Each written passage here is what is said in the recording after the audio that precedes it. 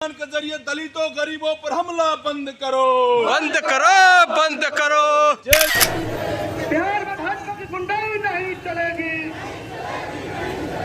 बथानी टोला में, बाथे में, शंकर बिघा में, नारायणपुर में किसी एक जनसंहार में किसी एक को सजा नहीं मिली, जहां वो साबित भी नहीं हो पाया। 23 लोगों को आजीवन कारावास की। कल हम लोग जिले के तमाम सक्रिय साथियों के एक बैठक बुलाए हैं और जनता की अदालत में इस बात को लेकर के जाएंगे। जब पूरे बिहार और देश में हम लोग मिलजुल करके बिल्कुल लड़ेंगे।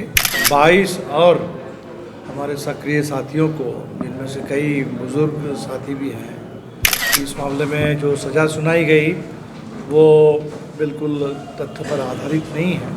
बिहार के पिछड़ेपन के खिलाफ, बच्चों की पढ़ाई के लिए, यहाँ पूरे इलाके के किसान गरीब उनके अधिकार के लिए लड़ते रहे, तो आज उन्हीं के साथ इतना बड़ा अन्याय हुआ। साथ ही साथ हम देख रहे हैं कि पूरे देश में आज के दौर में विपक्ष पर ज़बरदस्त हमला हो रहा है। पिछले साल के दिसंबर महीने में करीब 150 सांसद को निलंबित किया गया। अज्ञात विधायक सहित 23 लोगों को उम्र कैद की सजा सुनाई गई। जी हाँ, उम्र कैद की सजा सुनाने के बाद भाकपा माले के जितने भी कार्यकर्ता हैं उनके अंदर आक्रोश आ गया और उन्होंने आक्रोश मार्च निकाला, जिसमें उन्होंने कहा कि ये सारी जो घटनाएं घट रही है बीजेपी के इशारे पे हो रहा है और ये क्रूरता बीजेपी ही दिखा रही है। जी हाँ, हम आपको बताते चले कि अज्ञात विधायक मनोज मंजिल के साथ 23 लोगों को पूर्व की हत्याकांड में उम्र कैद की सजा हो गई, जिसको लेकर के भाकपा माले के राष्ट्रीय महासचिव दीपांकर भट्टाचार्य के नेतृत्व में आक्रोश मार्च निकाला गया और उनके द्वारा एक प्रेस कॉन्फ्रेंस भी किया गया, जिसमें उन्होंने बताया कि ये सारे जो घटनाएं घट रही है बीजेपी के इशारे पे हो रही है, वो लोग निर्दोष हैं।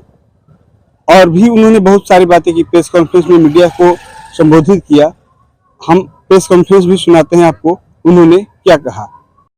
कि साथी मनोज मंजिल और उनके साथ 22 और हमारे सक्रिय साथियों को, जिनमें से कई बुजुर्ग साथी भी हैं, तो कल सज़ा सुना दी गई, जो पूरी तरह से एक झूठा मुकदमा, जो राजनीतिक दुर्भावना से प्रेरित भाजपा की साजिश का हिस्सा है। लेकिन ये बहुत दुर्भाग्य की बात है कि इस मामले में जो सज़ा सुनाई गई वो बिल्कुल तथ्य पर आधारित नहीं है।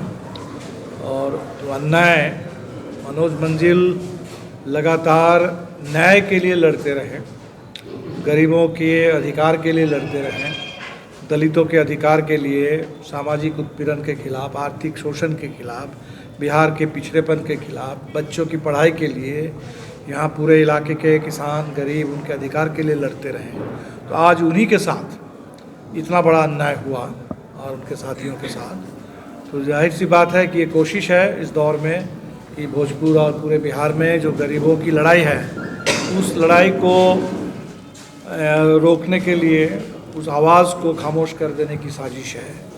साथ ही साथ हम देख रहे हैं कि पूरे देश में आज के दौर में विपक्ष पर ज़बरदस्त हमला हो रहा है। विपक्ष की सरकारों को चलने नहीं दिया जा रहा है।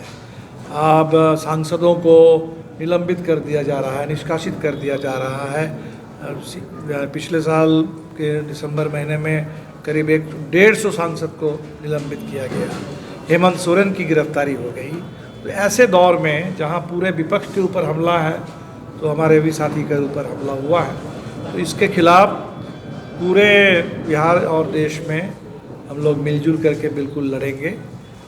जो कानूनी प्रक्रिया के तहत न्याय के लिए लड़ाई संभव है, उस लड़ाई को भी आगे बढ़ाएंगे और जनता की अदालत में इस बात को लेकर के जाएंगे। जनता को ये मालूम है कि अलग अलग दौर में अलग अलग तरीके से जनता की दावेदारी को कुचलने की कोशिश हुई है। कभी जनसंहार रचा गया, कभी नेताओं को जेल में डाला गया, कभी हत्या कर दी गई। तो आज इस नए दौर में फिर एक बार भारतीय जनता पार्टी के नेतृत्व में सामंती ताकतें वो गरीबों की दावेदारी को कुचलने के लिए साजिश कर रही है और इसके खिलाफ हमें पूरा भरोसा है भोजपुर लड़ेगा, बिहार लड़ेगा और इस साजिश को बिल्कुल चकनाचूर कर दिया जाएगा।